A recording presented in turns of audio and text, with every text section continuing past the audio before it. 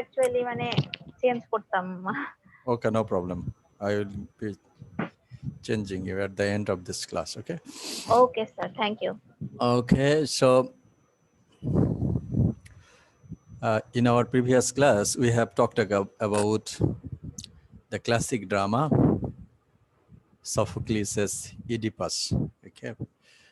And we talked a little bit, especially we have talked about the story of this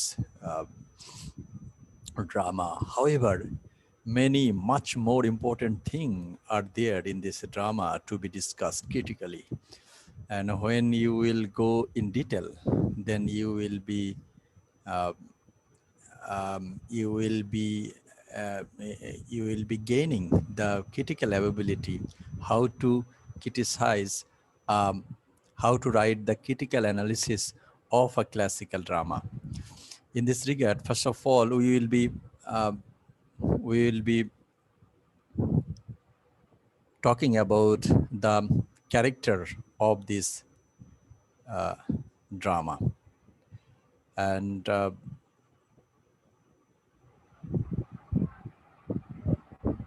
first character, we know that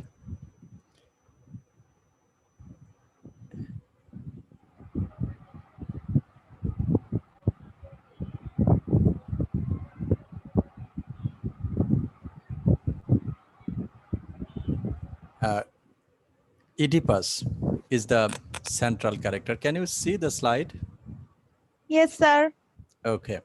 Oedipus is the central character of this drama, and it is a classic tragedy. So, sir লেখার সাইজগুলো আরেকটু বড় হলে দেখা যেত।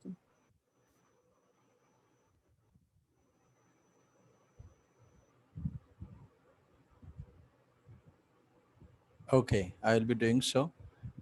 But what's the matter? যারা কথা বলছেন না তারা মিউট করেন, হ্যাঁ? আর যারা কথা বললেন শেষ সময় আনমিউট করে কথা বলবেন, ওকে? আমরা এটা একটা ওয়ার্ড ফাইল, এই জন্য অন্যদিন হয়তো আমরা ইয়াতে দেখি, পাওয়ার পয়েন্টে দেখি, এই জন্য একটু বড় লাগে। Okay, I will be doing this a little bit, but যে লেখাগুলো আপনারা দেখছেন সেগুলো হয়তো আমরা সবই পড়বো না। Still, I am making it a little bit larger.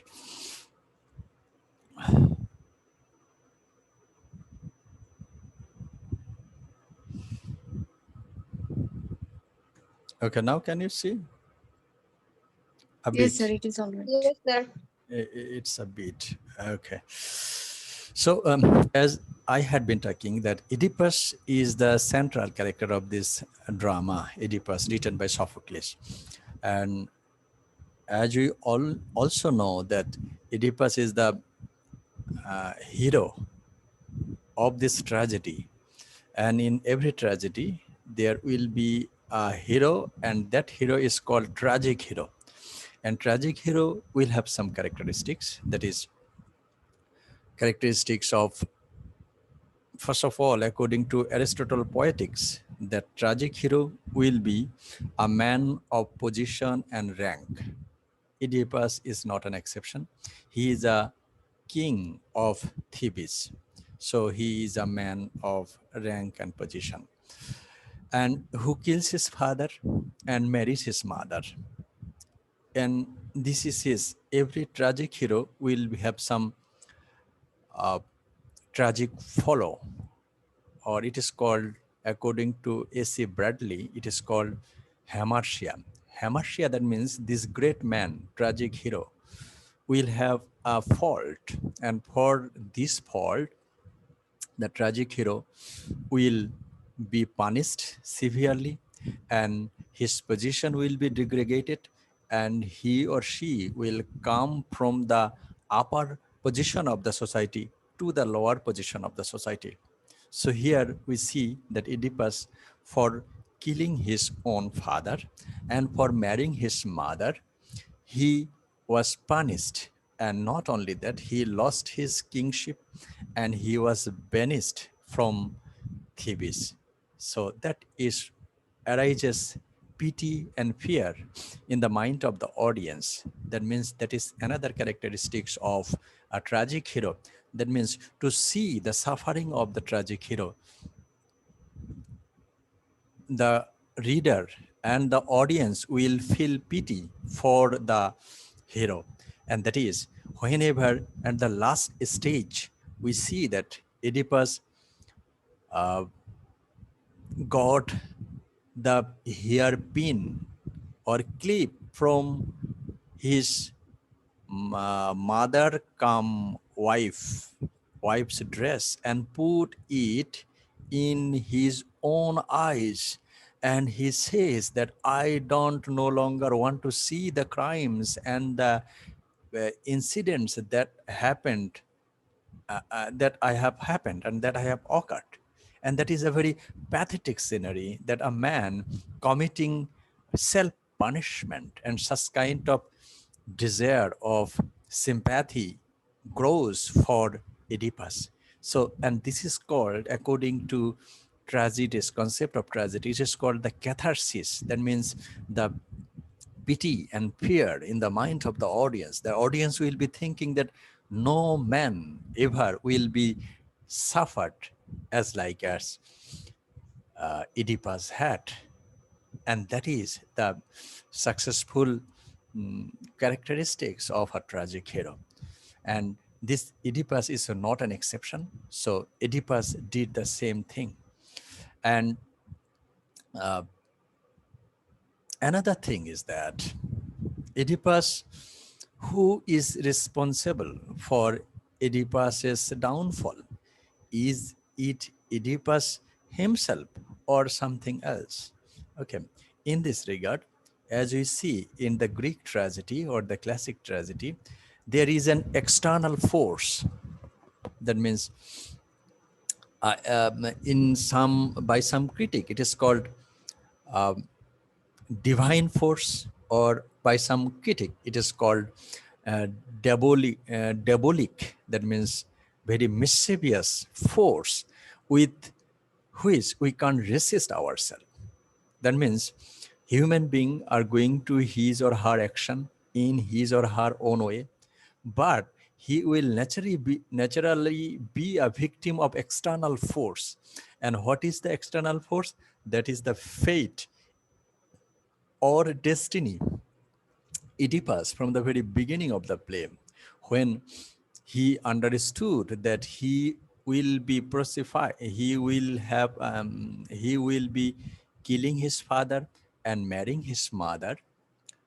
When Oedipus learned that from the oracle of Delphi, then he left his country to avoid this sin, they avoid this heinous activities and incestuous activities.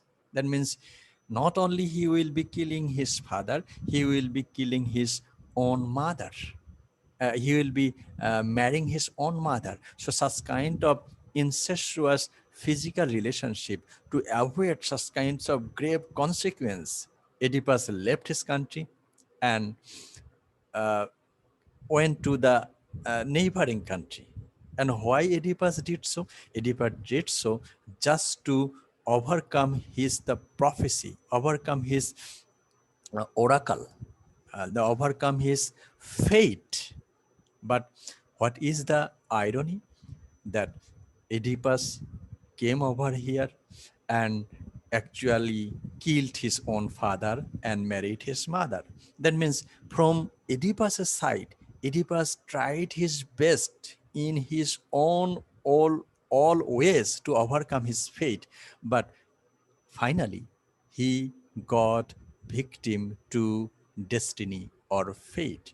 So in Greek tragedy, we see that for the cause of Oedipus's downfall, fate or destiny is very much responsible uh, in Greek tragedy, as we see in the character of Oedipus. However, what might be the mistake actually? What is the real cause of uh, of Oedipus's downfall? Okay, so we can also comment about that is it only fate responsible for Oedipus's downfall or something else? As I have said that in classical tragedy, you will see fate is the co-responsible for the suffering of human beings. That means all human beings will be bonded to fate. That means the destiny, and we can stop fate, we can challenge fate, and we can overcome fate. That was the concept of Athens at the times, especially in Greeks. Okay, and in those tragedy in Greek times, we see such kind of temperament. So is it only the victim, is it the only the fate or destiny who uh, got Oedipus victim of it, or something else? If we analyze the character, that means uh, some other things are there. Okay, uh, that is uh, when Oedipus when Oedipus met the old man, as old as his father, in the crossroad. So Oedipus might have show the necessary precaution that he shouldn't kill a man as aged as his father, because he had a prophecy that he will be killing his father and he will be marrying his mother. And for this reason, Oedipus should be precautious about or before killing an old man like the age of his father. And he did it. And that also shows that Oedipus is very much arrogant, and Oedipus is much haughty. And another thing is that Oedipus was an intellectual character, and he got the mystery. When Oedipus killed his father and came to the neighboring country, at that time, that country had been suffering for is phoenix. Phoenix, that means, is a bird-like monster, and that monster had a riddle, okay, and to solve. So nobody of Athens or Thebes couldn't solve the riddle of Phoenix.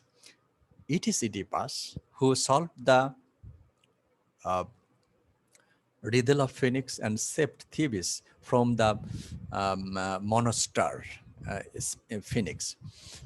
And then he became the king of Thebes. But the matter is that when the Thebes once again attracted by plague, at that time all were very much frustrated, and all the people came to Oedipus to have a salvation of to solve this problem. That means the country is getting a country of desert, and nobody is growing food, everybody is suffering from plague. At that time, Oedipus shows his courage, shows his bondage. That means again and again, he is trying to solve the mystery. He is trying to save the people of Thebes from this plague.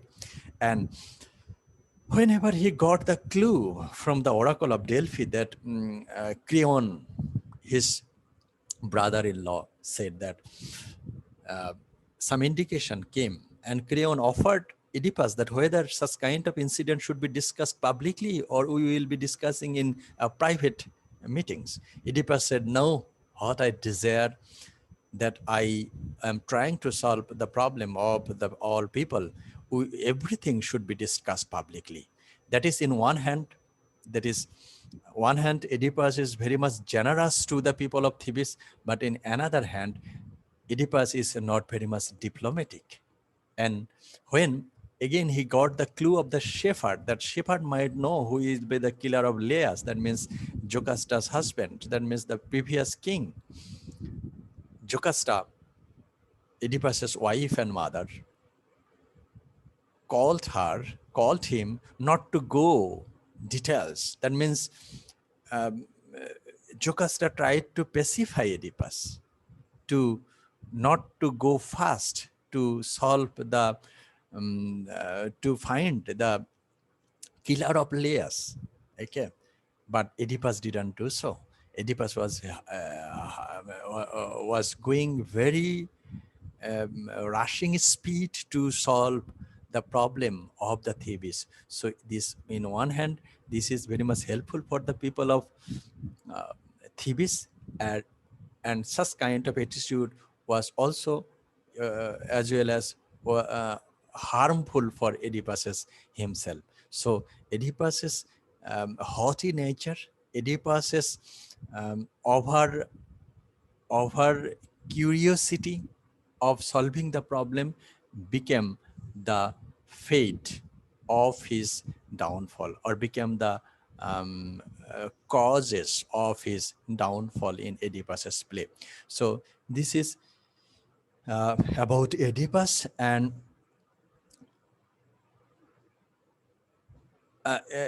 another thing is that Sophocles wrote three dramas in a sequence.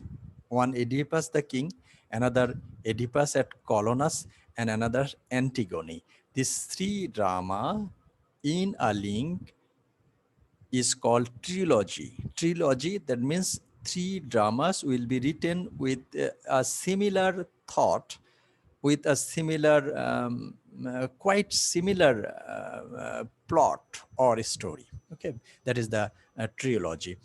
And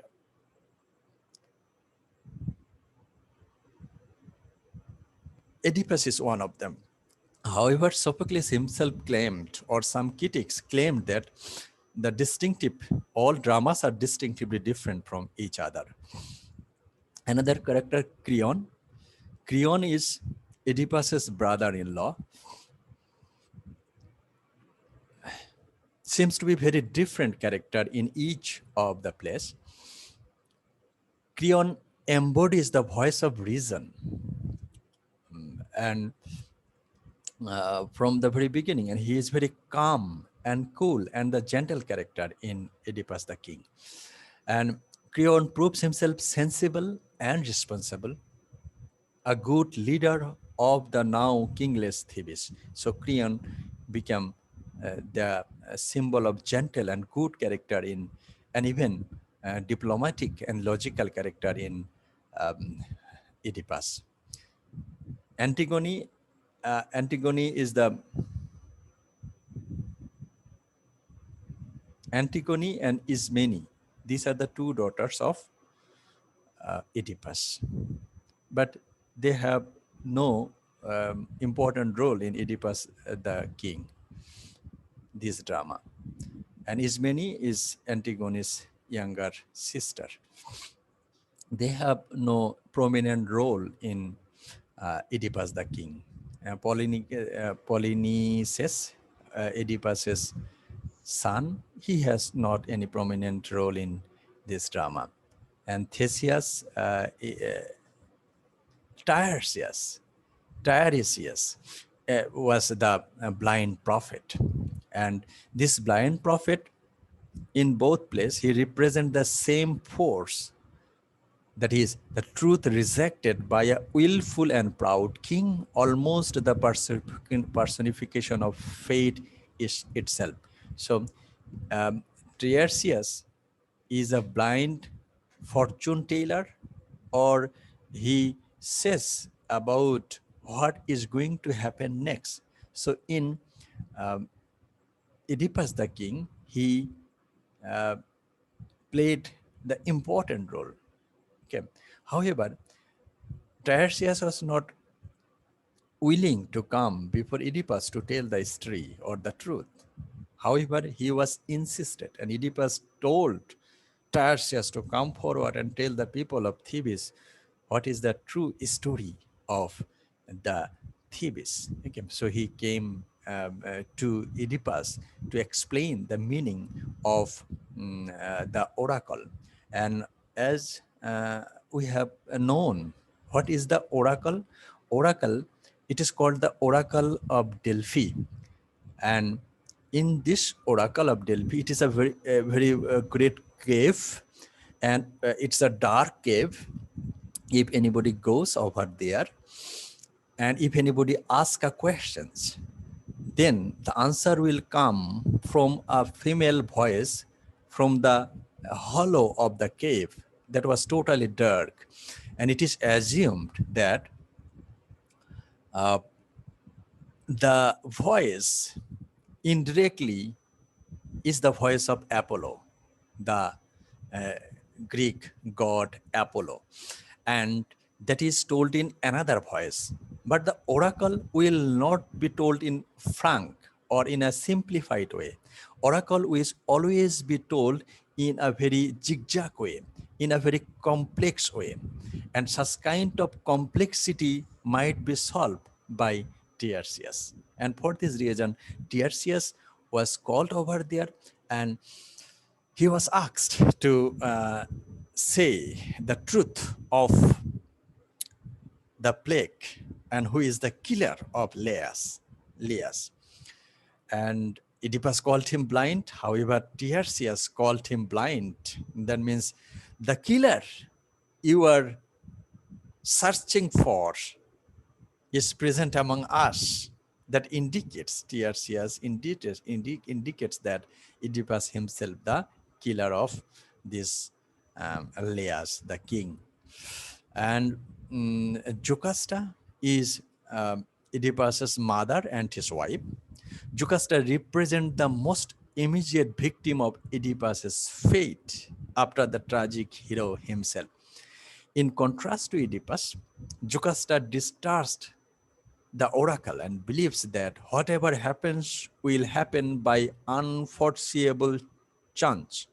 Still, she is wary enough to honor Apollo with offering in a crisis. So Jocasta is the victim of Oedipus's sin or crime. Jocasta is not in any way involved such kind of incestuous activity. Jocasta wouldn't know Oedipus. Jocasta, there was no prophecy against Jocasta. However, one thing is that when Oedipus was born, a prophecy was placed that Oedipus will be the killer of his father and will be marrying his mother.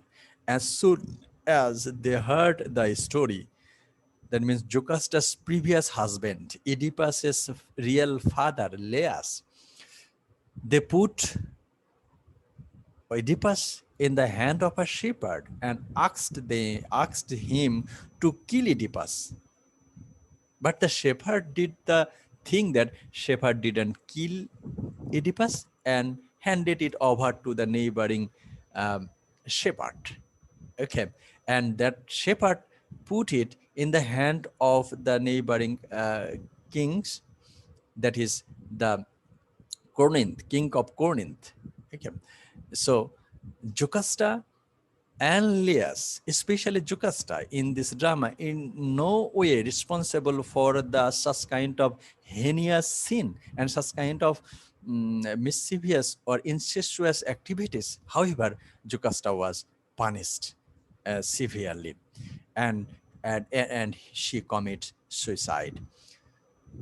Intelligent, capable, but not driven to exploration as Oedipus is, Jocasta has her own philosophy about what should be known and looked into. When Jocasta realizes before Oedipus the reality of his identity, she begs him to stop his questioning to avoid grief. Later, her own panicked grief impels her to commit suicide. So this is the situation of Jocasta. So we can make an analogy of these two characters. Who is the tragic hero? Is it Jocasta or is it Oedipus? Jocasta played a very important role. She is the queen. Even Oedipus is the king. Both were the victim of fate. It is the victim of, Jocasta was the victim of fate, and Oedipus also the victim of fate. Jocasta's suicide was off-stage suicide. Jocasta's, even Oedipus's self-punishment was off-stage. Off-stage means, that means the audience will not see it directly. The the audience will be informed by some messenger that Jocasta committed suicide. Oedipus pulled his eyes out with the help of the hairpin of Jocasta. These are the off-stage incidents. But the matter is that tragic hero, one thing that tragic hero will not commit suicide. Jocasta commits suicide and loses the chance of gaining sympathy from the audience. And tragic hero, for his excessive suffering, will be gaining pity and fear in the mind of the audience that Oedipus arises. And for this reason, it is not Jocasta, it is the Oedipus who is the tragic hero of this tragedy, Sophocles, the Sophocles, the Oedipus, the king. So here we have got the analogy of some important issue. Another thing is that the role of chorus, we see at the very beginning of the play, a band of old people came, a group of old people came to Oedipus to tell about the incidents and to ask the king to save the country from the class of from the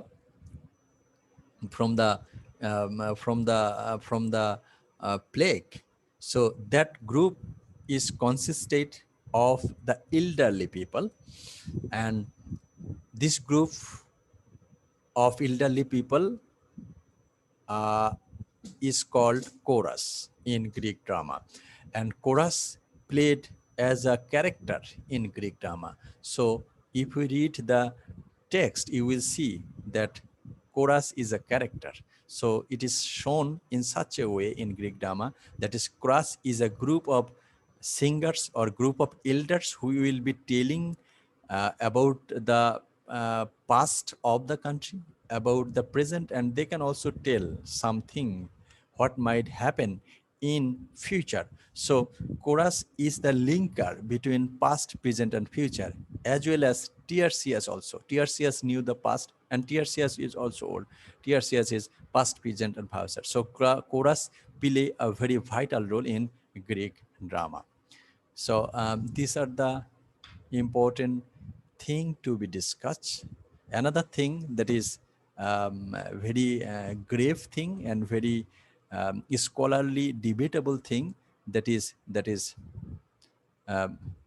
Sigmund Freud's psychoanalysis. That is the desire for son to mother and daughter to father.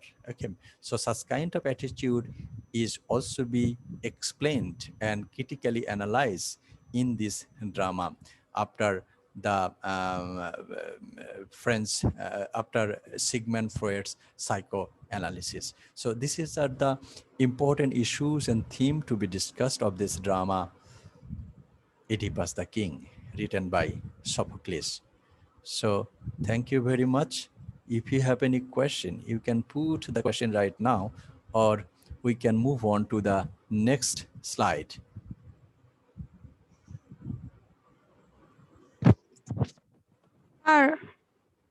Yes. Sir শুনতে পাচ্ছেন? Sir আমি লাস্টের 10 minute current ছিল না, এই কারণে শুনতে পাইনি। আপনি কি একটু সংক্ষেপে বলবেন আবার ইম্পর্টেন্ট বিষয়গুলো যদি সম্ভব হয়? Okay. Important thing is that role of fate. That means a role of fate in Greek drama. What did fate play in Greek drama? Role of chorus, the definition of tragic hero, and the psychoanalytic criticism of Sigmund Freud in Oedipus as the king. These are the issues we have discussed over here. And why Oedipus has become the tragic hero, we have discussed a bit, and why